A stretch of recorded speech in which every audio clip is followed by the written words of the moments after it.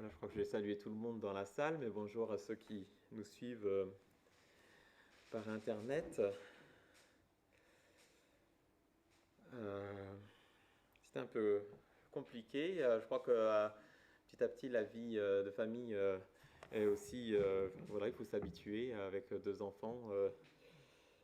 Et puis, ben, il y a eu la technique aussi qui était un peu difficile bon, pour l'Internet aussi à un moment donné, mais aussi l'imprimante qui voulait plus fonctionner. Donc, on va faire avec ce qu'on a.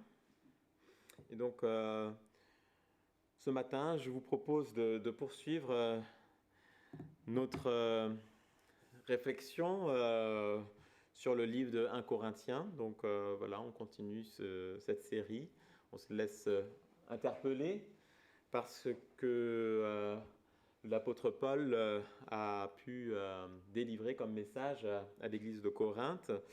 Et comme il se trouve que Dieu a voulu que 2000 ans après, ces paroles puissent rester, eh bien nous allons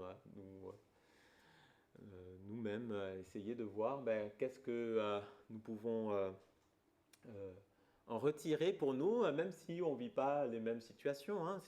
Voilà, chaque église a des situations différentes. Et puis en plus, voilà, un contexte qui est assez différent, c'est le monde grec voilà, il y a 2000 ans, hein, donc avec toutes ces nouveautés, la philosophie qui prend beaucoup d'ampleur toujours. Donc philosophie, c'est des paroles sages que les gens aiment dire. Et puis dans ces paroles sages qui sont plutôt du monde, il y a toutes ces mœurs un peu particulière, hein, avec un peu ce qui a été vécu dans les années 60 en France, enfin oui, dans les années 50 dans l'Occident et puis 60 c'est un peu, en France, je dirais, je crois, hein, il me semble que c'est un peu comme ça. Avec le temps des hippies, le temps qu'il est interdit d'interdire. C'est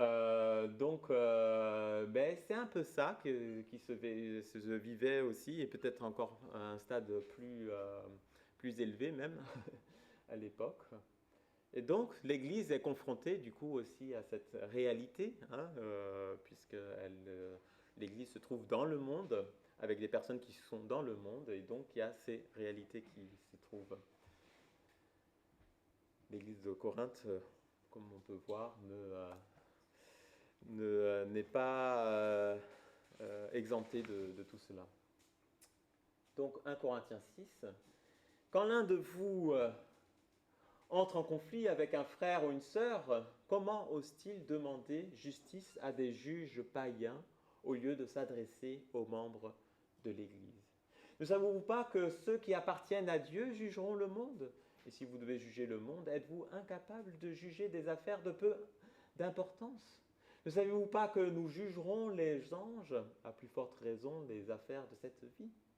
Or, quand vous avez des conflits pour des affaires de ce genre, vous prenez comme juge des gens qui ne comptent pour rien dans l'Église. Je le dis à votre honte, il y a sûrement parmi vous au moins une personne sage qui soit capable de régler un conflit entre frères et sœurs. Alors faut-il vraiment qu'un frère ou une sœur soit en procès avec un autre, et cela devant des juges incroyants? Certes, le fait d'avoir des procès entre vous est déjà la preuve de votre échec complet. Pourquoi ne supportez-vous pas plutôt l'injustice? Oui, c'est ça. Pourquoi ne vous laissez-vous pas plutôt dépouiller? Au contraire, c'est vous qui pratiquez l'injustice et qui dépouillez, et vous agissez ainsi envers des frères et des sœurs. Vous savez sûrement que des personnes qui font le mal n'auront pas de place dans le règne de Dieu. Ne vous y trompez pas, les gens vivant dans la débauche, les adorateurs d'idoles, les adultères, les hommes qui couchent avec des hommes, ceux qui sont voleurs, envieux, ivrognes, calomniateurs ou malhonnêtes, n'auront pas de place dans le règne de Dieu. Voilà ce qu'étaient certains d'entre vous. Mais vous avez été purifiés, vous avez été mis à part pour Dieu. Vous avez été déclarés justes au nom du Seigneur Jésus-Christ et par l'Esprit de notre Dieu. Vous allez jusqu'à dire « tout m'est permis ». Oui, cependant, tout ne vous est pas utile. Je pourrais dire « tout m'est permis », mais je ne me laisserai pas asservir par quoi que ce soit. Il est interdit d'interdire, comme le verset 12 un peu. Et donc, par la suite, on ne va pas lire la suite de notre passage, qui parle du corps. Ça a été déjà un petit peu mentionné avec la question de la débauche. Et puis, du coup, l'apôtre Paul, au verset 13, commence à questionner par rapport au corps, à la relation que le chrétien a au corps, quoi. Mais on ne parlera pas trop de cela, même si on mentionnera un petit peu les raisons de pourquoi, juste après cette question d'un frère qui met en justice un autre frère, pourquoi par la suite l'apôtre Paul développe cette question de la relation qu'on a à notre corps en tant que chrétien. Et donc, la question de ce chapitre 6 pose sur la question de la différence entre des non-chrétiens et des chrétiens dans l'église locale, donc des non-chrétiens qu'ils appellent ça païens, et les chrétiens dans l'église locale. À qui demandons-nous conseil ? C'est ce que l'apôtre Paul demande. À qui prenons-nous le temps pour prendre des conseils ? Qui est notre famille ? Puisque c'est parler de frères, des sœurs, envers d'autres frères et des sœurs. Qui est notre famille ? Ce sont des questions qui doivent nous permettre de nous orienter pour notre vie chrétienne. Et faire cette différence entre être non-chrétien et être chrétien. Et donc, je vous propose de cheminer à partir du verset 1, petit à petit, dans les différents versets. Et donc, voilà, quand l'un de vous entre en conflit avec un frère ou une sœur, comment ose-t-il demander justice à des juges païens au lieu de s'adresser aux membres de l'Église ? Alors, est-ce que ça veut dire qu'un chrétien ne peut pas porter plainte envers la justice, donc la justice humaine ? Est-ce que la question serait aussi plutôt quel est le but recherché à ce qu'on porte plainte, on porte à la justice un différend entre frères ? Il semble que le but, c'est que la justice permet de réclamer une réparation du dommage qu'il estime avoir subi, une réparation par l'argent. Seulement, là, l'apôtre Paul, ce n'est pas tellement la question qu'il remet en question la justice humaine, c'est plutôt que comment une affaire interne à l'Église peut arriver à la justice du monde. Comment est-ce possible de faire comme cela ?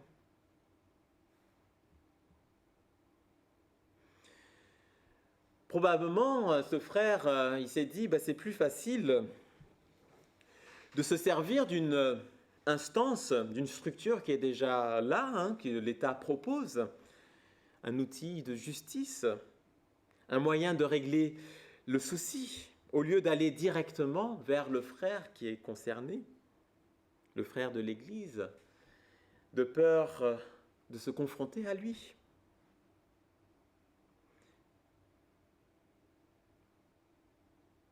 Mais qu'est-ce que ça dit du sérieux qu'on estime de l'Église, qu'on estime envers ses frères et sœurs, quand on n'est pas capable de faire cela, quand on n'est pas capable de régler une affaire avec un autre frère.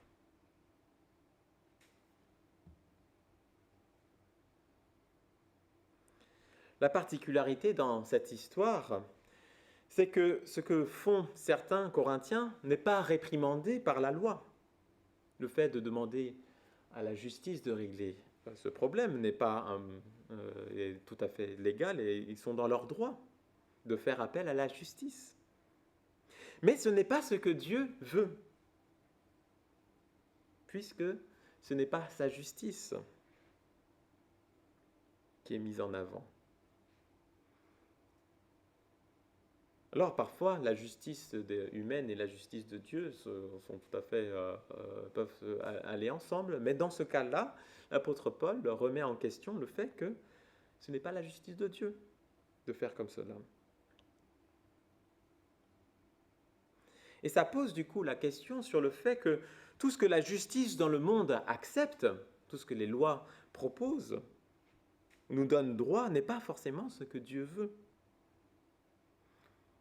Nous devons donc nous poser la question,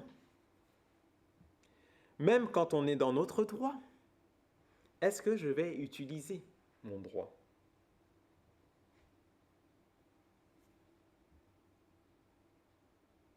Par exemple, pour nous, les LEM, il s'est posé la question lors du premier confinement, est-ce que nous allons payer la nounou ?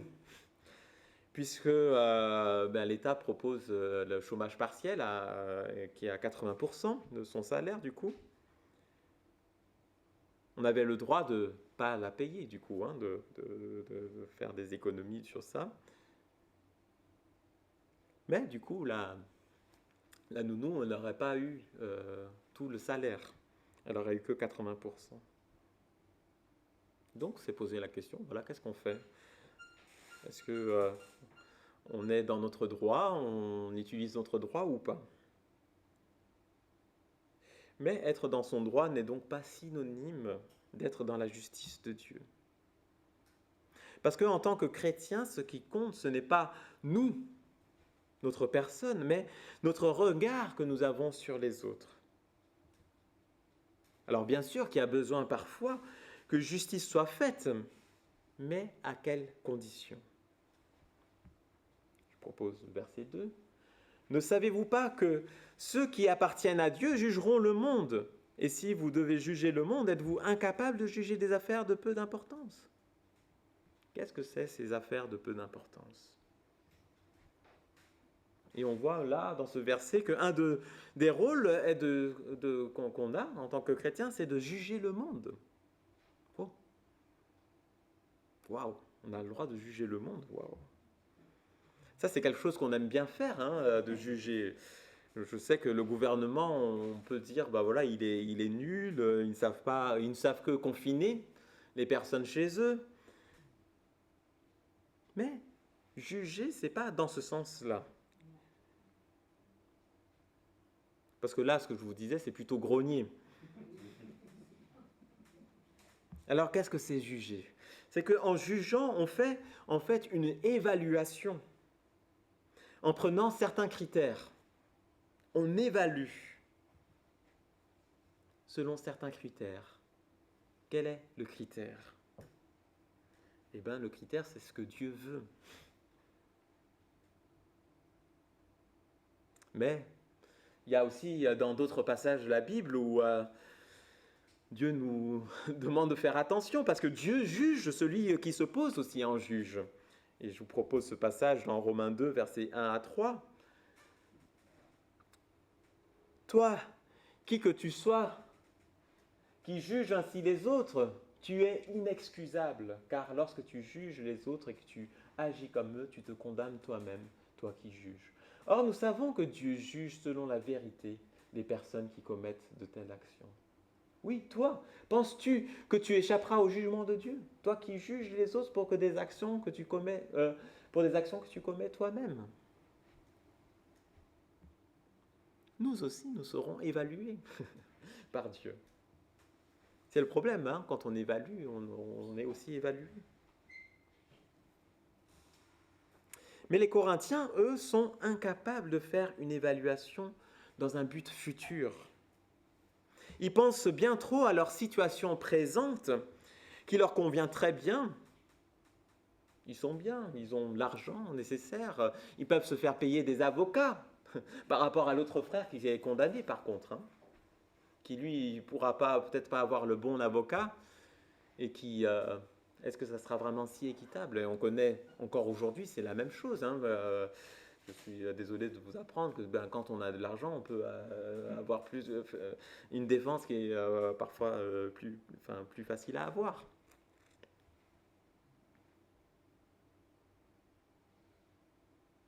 Puis bon, quand on peut obtenir plus d'argent grâce à la justice, pourquoi s'en priver? Quitte à mettre un frère en difficulté, je suis dans mon droit. Ce sera la bonne excuse. Ceux qui vont juger, ce sont ceux qui sont dans la misère aussi. Ceux-là aussi vont pouvoir juger, vont pouvoir évaluer. Peut-être mieux évaluer parce qu'ils se trouvent dans la misère, ils arrivent mieux à évaluer l'importance des choses. Mais quand on est confortablement assis sur son canapé, comment on peut évaluer? Qu'est-ce qu'on va évaluer? On va évaluer notre confort, c'est déjà tout fait. Mais comment on va évaluer ce que l'on fait pour ceux qui sont dans la misère, ce qu'on est capable de faire?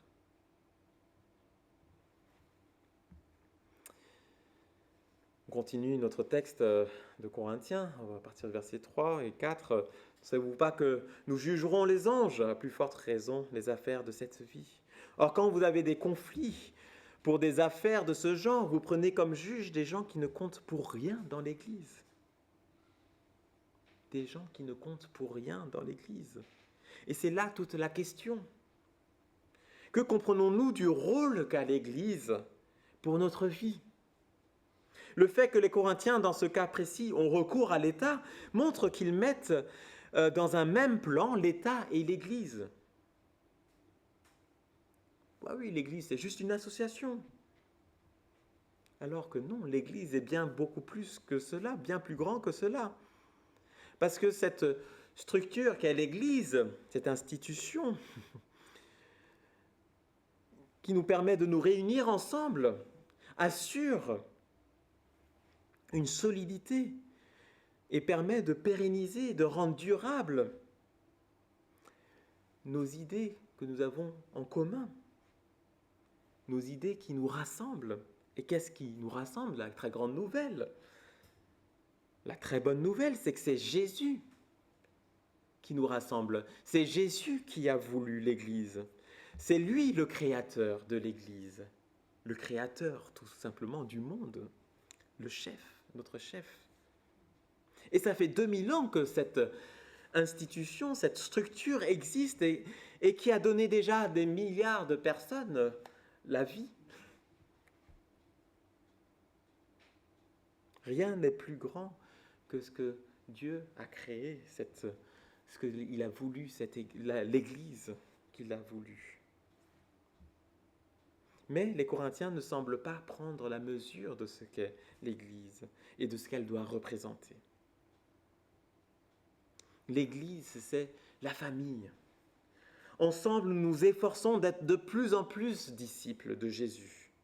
Nous nous encourageons les uns les autres d'être de plus en plus disciples de Jésus.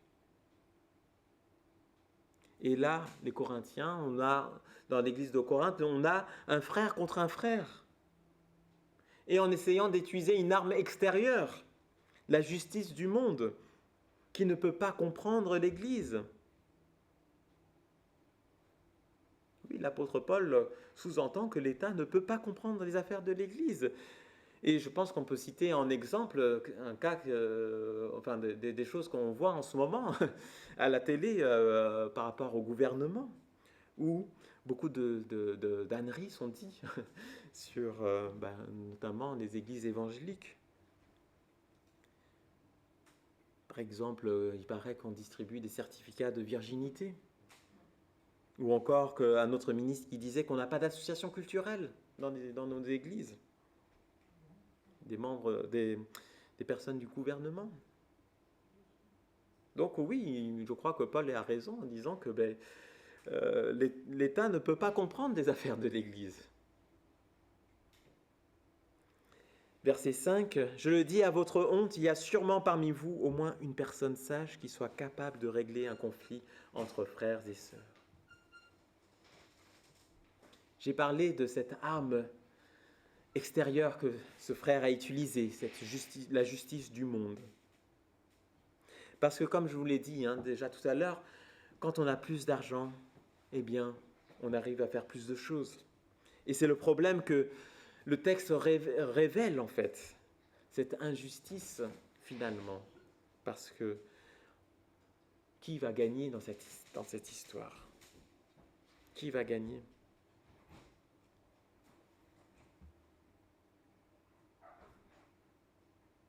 Et pour cela, il faut trouver la personne sage de l'Église qui pourra régler de la bonne façon le conflit dans l'Église. Verset 6. « Alors faut-il vraiment qu'un frère ou une sœur soit en procès avec un autre, et cela devant des juges incroyants? Quel va être le témoignage de l'Église au sein de la société avec une histoire comme cela qui passe par la justice dans le but de dépouiller l'autre ?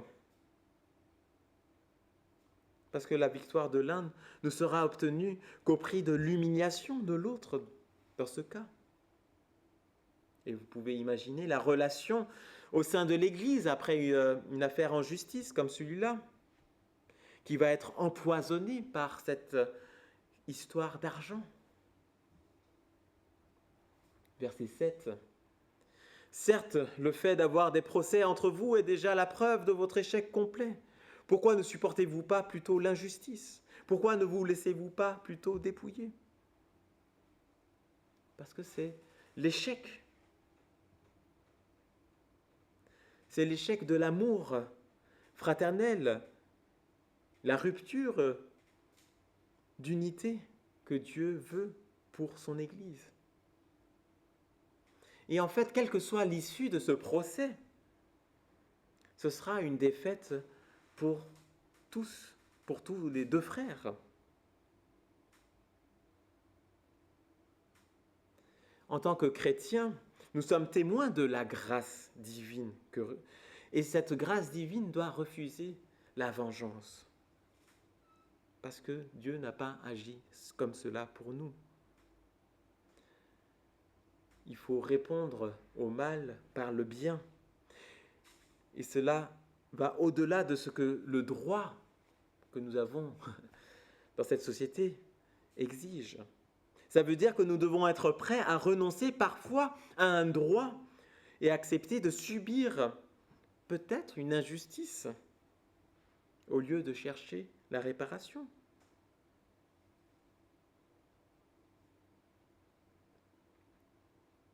Parce que, en tant que chrétiens, nous avons à veiller à ce que la défense des intérêts personnels ne vienne pas détruire l'unité et l'amour fraternel. On continue au verset 8 maintenant et verset 9. Au contraire, c'est vous qui pratiquez l'injustice et qui dépouillez. Vous agissez ainsi envers des frères et des sœurs. Vous savez sûrement que les personnes qui font le mal n'auront pas de place dans le règne de Dieu. Ne vous y trompez pas.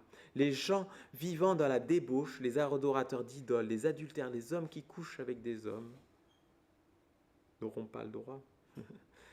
Ceux qui sont voleurs, envieux, ivrognes, calomniateurs ou malhonnêtes n'auront pas de place dans le règne de Dieu. Dans ce verset 9, il y a ce terme qui dit « Vous savez sûrement ». Ne vous y trompez pas. Et s'il dit, l'apôtre Paul, ne vous y trompez pas, c'est qu'on peut s'y tromper. Le malin va chercher à nous tromper et nous faire croire qu'on est dans notre droit avec Dieu. Puisqu'on est dans notre droit dans la société, c'est que Dieu approuve cela.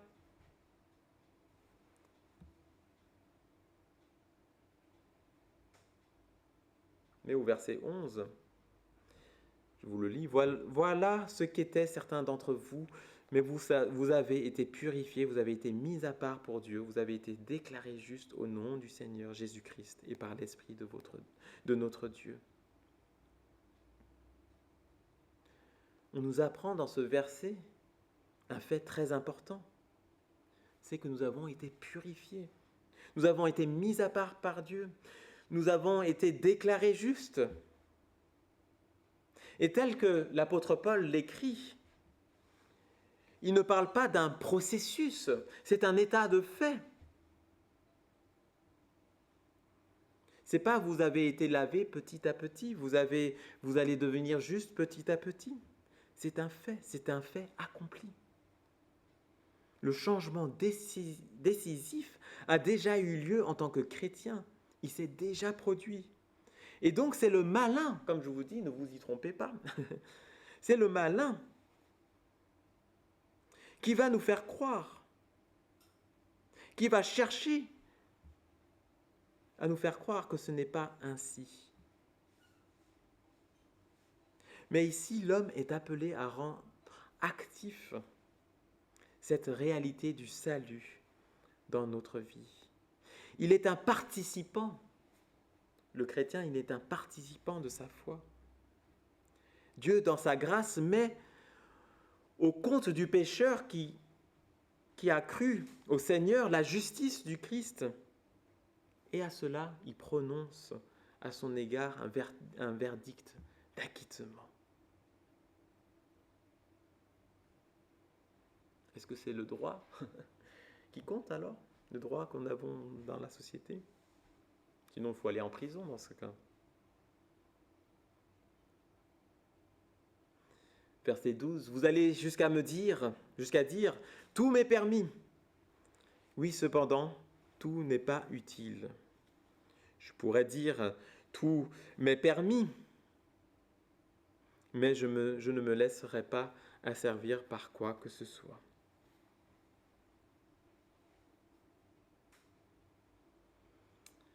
Une mauvaise compréhension de l'Évangile entraîne des dérapages dans la manière de vivre. Qu'on justifie notre conduite frivole en invoquant la liberté que le Christ nous a acquise, n'est pas admissible. Et on peut constater que l'apôtre Paul, ici, ne cherche pas à faire deux listes. Ce qui est permis et puis, d'un autre côté, ce qui est défendu. Il se refuse même de jouer le rôle d'un législateur. Ce que l'apôtre Paul cherche, c'est au niveau de la théologie des Corinthiens. Il veut s'avancer au niveau de la théologie, de la compréhension de l'Évangile. Il veut leur faire comprendre qu'en insistant sur leurs droits, ils se font du mal. Ils détruisent leur liberté même, au lieu de l'affermir. Alors oui, ce serait tellement plus facile de faire une liste des choses, tout ça c'est bien, tout ça c'est mal. Mais l'apôtre Paul dit que c'est le discernement, le fait de réfléchir aux conséquences de la conduite qui va apporter la lumière de la volonté de Dieu pour ses enfants.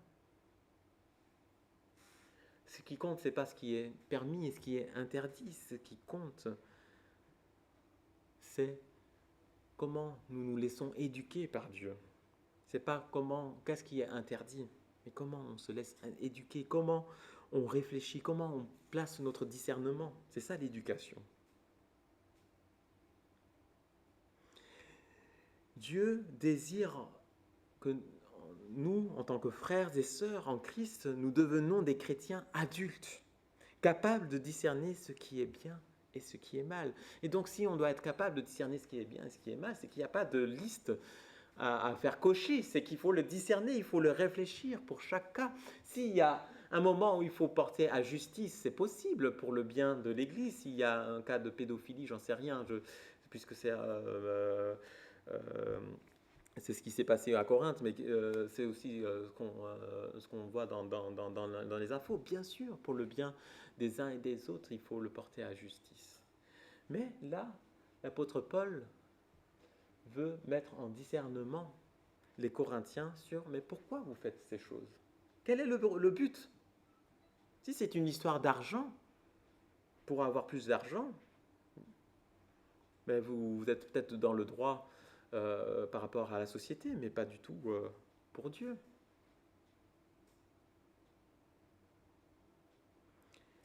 Et là, les Corinthiens, leur revendication de liberté qu'ils veulent sans limite est en fait infantile.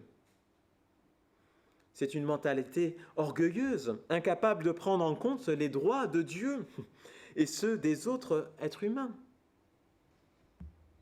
Et c'est pourquoi c'est important, ce qu'on a pu faire par exemple jeudi avec les maraudes, ou ce qu'on peut encore faire en tant qu'Église, pour ne pas oublier à quoi nous sommes appelés.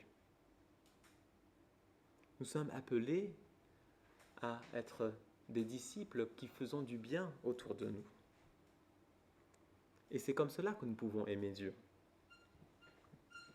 Et c'est pourquoi le culte de prière aussi la semaine dernière, pour les différentes réalités que nous avons pu voir, les misères, c'est important aussi de vivre des cultes comme cela, de prendre part des réalités qui se vivent dans notre monde.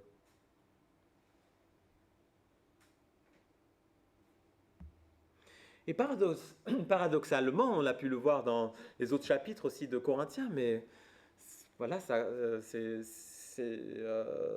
vraiment l'église de Corinthe. Ils ont une attitude dans laquelle découle une prétention d'être spirituel, d'être parfait. Ils pensent être tellement parfaits qu'ils se sont élevés au-dessus des choses terrestres et des lois qui régissent la vie des gens simples, non initiés à la connaissance des réalités spirituelles.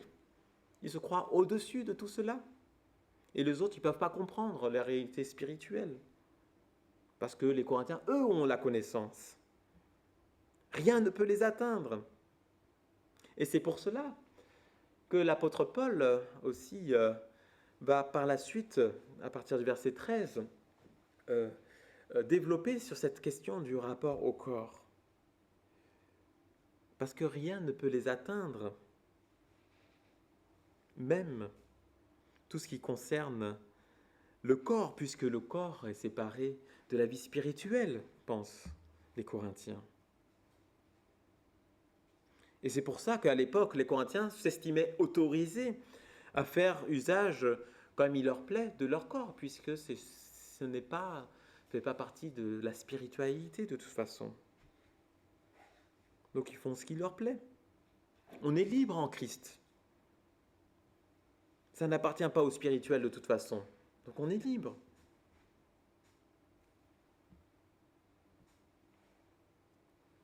Donc pour conclure, affirmer son droit sans réfléchir aux conséquences de ses actes, c'est en fait faire preuve d'irréalisme, de folie.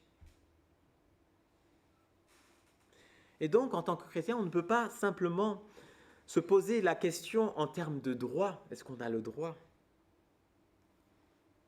C'est pour ça que quand Paul dit « tout est permis », il ne revendique pas un droit.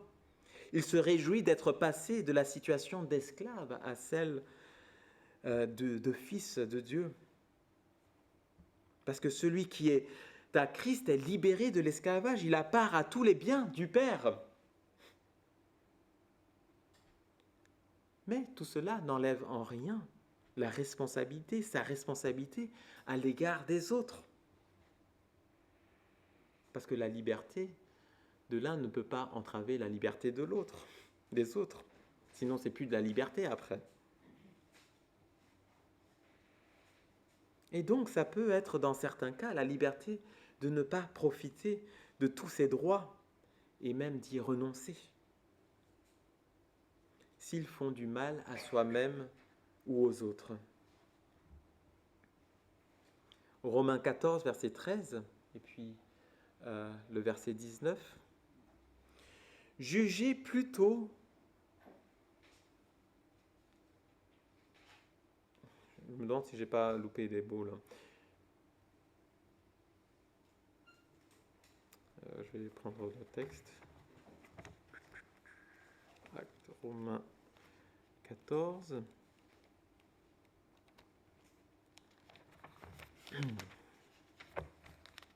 14, verset 13.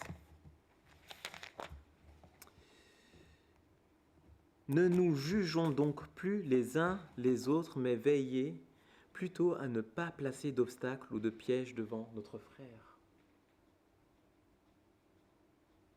Et le verset 19, recherchons donc ce qui contribue à la paix et qui permet de nous entraider de manière constructive. C'est ce que l'apôtre Paul nous incite dans le texte de 1 Corinthiens. Et au chapitre 8 à 10 de 1 Corinthiens, d'ailleurs, l'apôtre Paul va expliquer que pour ses frères plus faibles, il limite lui-même sa liberté de chrétien en suivant cette règle que personne ne cherche son propre intérêt, mais celui d'autrui, dira dans le chapitre 10, verset 24. Et au chapitre 9, verset 15 à 18 de 1 Corinthiens, on voit que l'apôtre Paul va même renoncer à son propre droit de vivre de son ministère, du salaire, d'avoir un salaire pour cela. Il va renoncer alors qu'il a le droit. Parce que dans ce contexte, c'est dans ce contexte bien précis qu'il peut renoncer à cela. Mais dans d'autres contextes, on voit dans les autres épîtres où l'apôtre Paul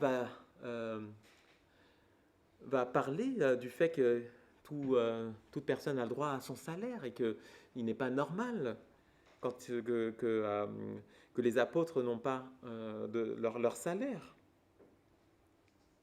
Et donc là, dans le cadre de son voyage à Corinthe, quand il écrivait cette lettre, il trouvait dans son discernement que la situation ne permettait pas à ce qu'il puisse avoir un salaire. Pourtant, il avait le droit de le réclamer. Et donc, l'apôtre Paul aussi, lui, a limité ses droits. Parce que ce n'est pas le droit qui est déterminant pour le chrétien, mais c'est l'utilité, le bien que l'on peut faire, mais aussi la vigilance à l'égard de tout ce qui peut détruire la liberté. Notamment la tyrannie des passions, comme c'est décrit dans la débauche, etc., dans notre texte de 1 Corinthiens 6. Cette tyrannie des passions qui fait de l'homme l'esclave de ses convoitises. Mais non, la vraie liberté est la liberté d'aimer et non de vivre à notre guise en réalité. Parce que nos passions vont se retourner contre nous. Amen. Seigneur, que tu puisses nous montrer ce que tu as prévu pour nous. Et merci parce que la justice de ce monde n'est pas forcément ce que tu trouves juste. Et ça permet de nous dire que nous avons envie de vivre cette vraie liberté parce que nous voyons que dans ce monde, nous n'arrivons pas à vivre cette vraie liberté. Malgré que nous pouvons revendiquer notre droit, eh bien, parfois, notre droit peut se retourner contre nous. Parfois, il peut même devenir oppressant. Et Seigneur, nous te remercions parce que ta vision de ce qu'est l'amour, c'est celle qui se donne. Et Seigneur, merci de nous donner cette joie de donner. Merci parce que si nous sommes hésitants, par exemple quand nous voulons faire les maraudes, eh bien nous avons le plaisir, quand nous rencontrons des personnes, de pouvoir donner. Et Seigneur, que tu puisses nous instruire de cette façon, par ta parole, par les actions que nous pouvons faire en tant qu'Église, par les actions que nous pouvons faire dans notre vie personnelle, quand nous voyons un collègue, quand nous voyons un voisin ou une personne dans la rue, Seigneur. Que nous puissions mettre en pratique, non pas le droit, mais l'amour que tu nous as donné toi-même. Et qu'ils puissent recevoir cet amour, ces personnes qui sont dans la misère, qui puissent recevoir cet amour que tu leur proposes et que, à leur tour, ils puissent par la suite le donner aussi à d'autres. Merci pour l'Église que tu permets de cette réalité, que tu me permets de vivre et qui nous encourage en tant que frères et sœurs, même si les tensions peuvent exister, eh bien, toi, justement, à travers ces tensions, tu nous apprends à comment, justement, à discerner, à gérer et à comment apprendre à aimer notre prochain. Seigneur, que cela puisse être utile, toutes les tensions que peut-être nous pouvons avoir, que cela puisse être utile justement pour cet amour que nous voulons donner à notre prochain.